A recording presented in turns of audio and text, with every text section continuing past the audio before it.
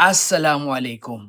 Kung ang punong barangay ay wala sa unang nakatakdang mediation, maaari bang ang kagawad ang humarap at mag-facilitate nito? Ang sagot ay oo, maaari. Sa ilalim ng katarungang pambarangay law, ang punong barangay ang itinakdang chairman ng lupong tagapamayapa at siyang pangunahing tagapamagitan sa mga alitan.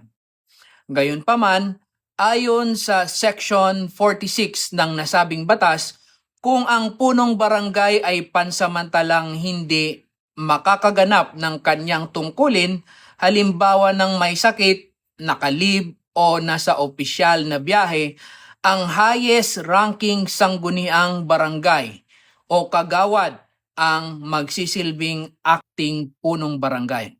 Bilang acting punong barangay, taglay niya ang buong kapangyarihan at tungkulin ng kapitan, kabilang ang pag-preside sa mediation proceedings, pag-facilitate ng mga pag-uusap ng mga partido, at pagtiyak ng maayos na proseso sa ilalim ng katarungang pambarangay.